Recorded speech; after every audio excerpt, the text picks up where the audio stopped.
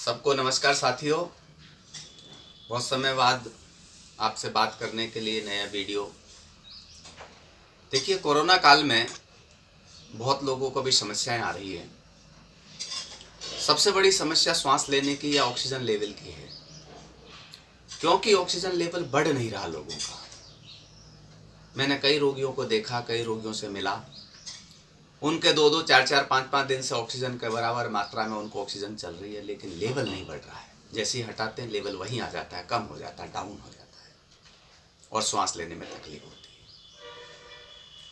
इसका लॉजिकल समझे हम लोग, क्योंकि ऑक्सीजन केवल ऑक्सीजन नाक में लगाने से या ऑक्सीजन लेने से ही लेवल नहीं बढ़ेगा।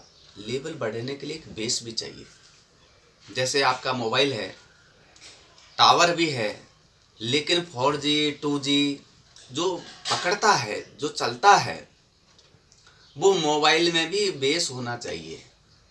ऐसे ही हमारा जो ऑक्सीजन लेवल को बढ़ाना है, तो ऑक्सीजन लेवल के लिए ब्लड में जो सर्कुलेटेड होने वाली जो ऑक्सीजन है, उसके लिए एक बेस होता है। जो सेल्स होती हैं, जो कोशिकाएं होती हैं जिनको खींचती है, वो हमारी नहीं है, कमजोर हैं, हम बढ़ा नहीं पा रहे हैं, बना नहीं पा रहे हैं, या उनको मैनेज करने वाली चीजें नहीं ले रहे हैं। हम लोग जो चीज है उसी पर हम लोग मंथन कर रहे हैं, चिंतन कर रहे हैं, उसी पे हम लोग आगे बढ़ने का प्रयास कर रहे हैं, और यही प्रयास हमारा सफल नहीं हो पा रहा है।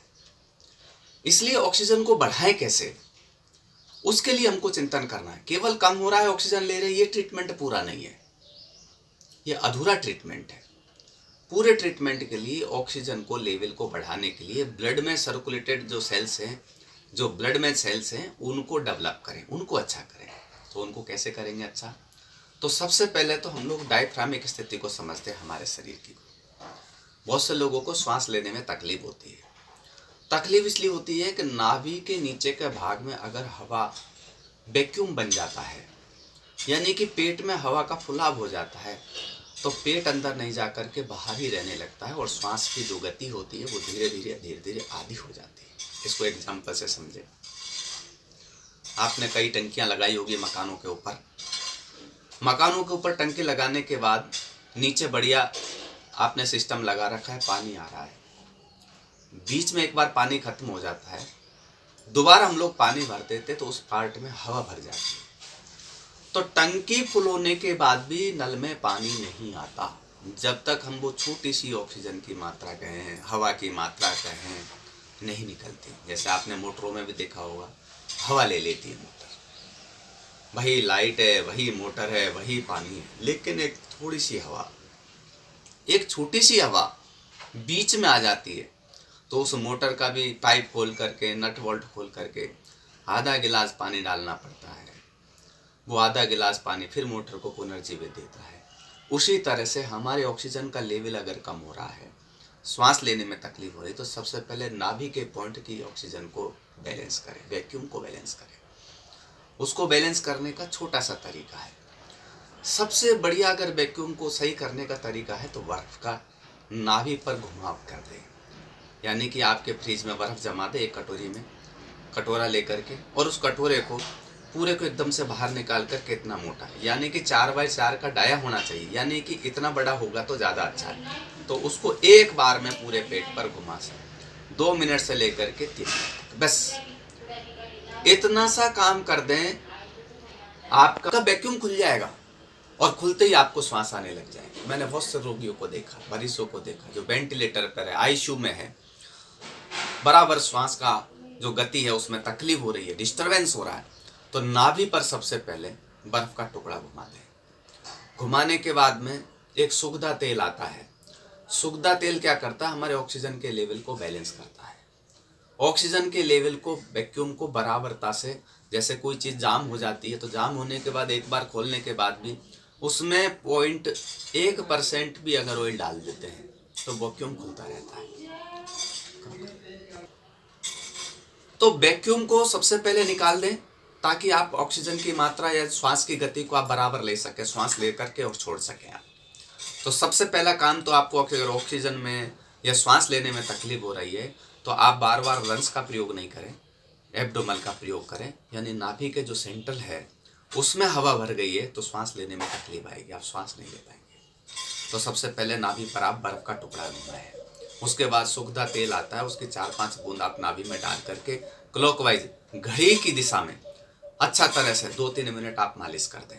उसके बाद आप आराम से इजी रूप से श्वास ले सकेंगे। जैसे ये प्रक्रिया हो जाए उसके बाद आप क्या करें कि ऑक्सीजन लेवल को ग्रहण करने की क्षमताओं को बढ़ाने के लिए 4-5 प्रयोग करें। सबसे पहला प्रयोग होता है, महुए के फूल आते हैं, यानी मुनक्का जैसा ही महुआ आता है। बहुत से लोग तो उसको मदांत दारू के लिए भी यूज करते हैं, लेकिन आप दारू के लिए न समझें। महुआ क्या विषाक्त पदार्थों को खत्म करके लंग्स को सबसे बढ़िया ताकत देने का काम करता है। अंगूर जैसा ही आता है। आप 5 रुपये के, 10 रुपये के, यानी कि 70-80 रुपये किलो मिलता है, तो 10-15 रुपये के आप महुए के बीज मंगवा लें। बीज सहित, बीज तो होते ही नहीं है उसमें, मतलब मुनक्का जैसा आता महुआ, उसके 10 या 15 महुए को भिगो दें। भिगोने के बाद उनको मैश करके, मसर करके आप ऐसे ही पी लें। तो जिनको श्वास की तकलीफ है उनको ये महुआ का प्रयोग बहुत अच्छा रामबाण काम करेगा और सेल्स को बढ़ाएगा। नेचुरल तरीके की चीज़ों पर अपन जाए तो सबसे बढ़िया मेथी और पालक की सब्जी आप कम से कम दिन में 2 बार लें।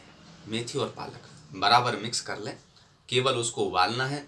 स्वाद के अनुसार आप टमाटर डाल सकते हैं, स्वाद के अनुसार आप मिर्ची डाल सकते हैं, स्वाद के अनुसार नमक डाल सकते हैं, स्वाद के अनुसार जीरा डाल सकते हैं। इसके अलावा और उसमें कुछ ज़्यादा डालने की ज़रूरत नहीं है। स्वाद के अनुसार हिंग का प्रयोग भी किया जा सकता है। ये आप 2 या 3 बार केवल उबाला और ऐसे ही उसका प्रयोग करें। उसके साथ रोटी का भी प्रयोग करते हैं बहुत से लोग। मैं नहीं चाहता हूँ कि टिपिकल स्थिति में रोटी के प्रयोग किए जाए, केवल इसका 2-3 बार प्रयोग करें। इसके अलावा और सेल्स को बढ़ाने की 3-4 चीज़ें हो रहे हैं जो पत्तों के रूप में आती हैं। तो 4-5 पत्ते बेल पत्र के लेवे, 4-5 पत्ते हरे धनिए के लेवे और 4-5 पत्ते तुलसी के लेवे। इनको मिला करके एक जैसे पान का पत्ता होता है ऐसे मिला करके मुंह में रख दें और इसको चूसते रहें। तो दिन में 5-6 बार इस प्रयोग को कर लें आप, तो आपका सेल्स बढ़ाने की मैं बात कर रहा हूँ। जिनका ऑक्सीजन लेवल बढ़ नहीं रहा है उनको बढ़ाने की बात कर रहा हूँ। तो आप ये 2 प्रयोग करें तो आपके ऑक्सीजन की सेल्स की कैपेसिटी बढ़ जाएगी। जैसे ही कैपेसिटी बढ़ जाएगी तो आप ऑक्सीजन लेने की अच्छी स्थिति में आ जाएंगे। बहुत से लोग जो भोजन की बात करते हैं कि बीमार आदमी है उसको खाना शुरू कर देते हैं खूब, और उसको नाश्ता बिस्किट सब याद आ जाता है उसको पुरानी बात के मैं पहले कम बिस्कुट खाता था, नाश्ता नहीं ले पाता था समय पर, तो खाट में पड़ा पड़ा आदमी सब चीज़ों को लेना प्रयास करता है, जबकि पछता तो पहले ही नहीं था। इसलिए ऑक्सीजन की मात्रा को बढ़ाने के लिए सबसे पहले अन्न का प्रयोग कम करें, और जिसमें बिस्किट है, चॉकलेट है, ये है वो है, जो पैकेट वाले आहार है, जंक फूड है, उनको बिल्कुल बंद कर दें। नेचुरल जो नेचुरल का है उनका प्रयोग करें। आपके पास और व्यवस्था नहीं हो तो सबसे बढ़िया सेब है, अनार है, उनको काट के खा लें, छील के खा लें, जूस बना करके पी लें। इसके अलावा मौसमी का जूस है, ज्वारे का रस है, आंवले का रस है, नींबू का रस है, इनका प्रयोग करें। क्योंकि विटामिन सी और क्लोरोफिन, ये क्लोरोफिन ऑक्सीजन की मात्राओं को बढ़ाता है। तो हरी पत्तियों में जिनकी पत्ती वाली सब्जियां हैं, पत्तियां हैं, उनका हम लोग प्रयोग करें। तो मैं समझता हूँ कोरोना काल में जो बहुत तकलीफ में हैं, बहुत परेशानी में हैं, बहुत परिस्थितियाँ खराब हैं, उनके लिए बहुत अच्छा रामबाण उपचार है। एक बात और ध्यान रखें कि ज़्यादा काली मिर्च का प्रयोग नहीं करें, लिमिटेड प्रयोग करें। बहुत से लोग दिन भर गर्म पानी का प्रयोग करते हैं, तो गर्म पानी का प्रयोग तो करें लेकिन धूप का पानी का प्रयोग करें। केवल उबाल करके पानी का प्रयोग न करें और एकदम गर्म पानी का प्रयोग नहीं करें। कांच की बोतल को धूप में रख दें 1 घंटा, आधा घंटा, उसके बाद उस पानी का प्रयोग करें, तो वो आपके ऑक्सीजन लेवल को बढ़ाएगा, कफ प्रवृत्तियों को बंद करेगा, बार बार जो कफ जैसा अटकता है उनको बंद करेगा। और इस मौसम में एसी का प्रयोग कम से कम करें। सूर्यतापी तेल की मालिश ज़रूर करें, क्योंकि सूरज की रोशनी से पका हुआ तेल सूर्यतापी, उसकी बॉडी पर मालिश करने से, और अगर आप स्वयं करेंगे तो मैं समझता हूँ 1 से 2 दिन में आप ऑक्सीजन का लेवल बराबर करके घर जा सकते हैं, श्वास की तकलीफ को मिटा सकते हैं। रात में अगर आपको बार बार ऐसी समस्या होती है तो जिनको श्वास की समस्या होती है उनको बैठने का या सोने का तरीका ये होता है, आगे 4-5 तकिए लगा दें और इस पोजीशन में बैठ जाएं। ये श्वास के रोगियों के लिए लाभदायक पोजीशन है। ऐसे बैठ सकते हैं, पोजीशन चेंज करके भी बैठ सकते हैं, वज्रासन में बैठ करके इस पोजीशन में भी बैठ सकते हैं। इसको समय के साथ ऊंचा कर सकते हैं, ऐसा कर सकते हैं। बड़ा मसंद लगा सकते हैं, कुर्सी लगा सकते हैं। और जिनको बहुत ज़्यादा और भी तकलीफ है तो ऐसा लेट करके पैरों के नीचे कुर्सी लगा दें या पलंग के ऊपर टेबल रख लें, उस पर पैर रख करके लेट सकते हैं। तो ये 3-4 क्रियाएं घरेलू हैं, आप करके देख लें, क्योंकि आप 4-5 दिन से, 8 दिन से, 15 दिन से हॉस्पिटल में तो हैं, आपका ट्रीटमेंट चल ही रहा है। ये कोई ट्रीटमेंट नुकसान वाला नहीं है, कोई तकलीफ वाला नहीं है। इसको आप प्रयोग करें तो मैं समझता हूँ आपको जीवन में नई राह मिलेगी और इस कोरोना काल में जीने का नया सिस्टम पैदा होगा। घबराएं नहीं, प्रयोग करें, सुखदायी प्रयोग करें, अच्छे प्रयोग करें, तो आप लोग ठीक होकर के सकुशल घर जा सकेंगे। और जो घर पे हैं वो ये प्रयोग करें ताकि आपको हॉस्पिटल जाने का नंबर नहीं आए, क्योंकि आपको पता है अभी हॉस्पिटलों की हालतें ठीक नहीं है। इतने मरीज और इतनी बीमारियां बढ़ रही हैं कि केवल हम इंजेक्शनों के सहारे, दवाओं के सहारे जीवन नहीं जी सकते। नेचुरल चीज़ों का प्रयोग करेंगे तो हमारा जीवन अच्छा बन पाएगा। इन्हीं भावनाओं के साथ, इन्हीं शुभकामनाओं के साथ सबको नमस्कार।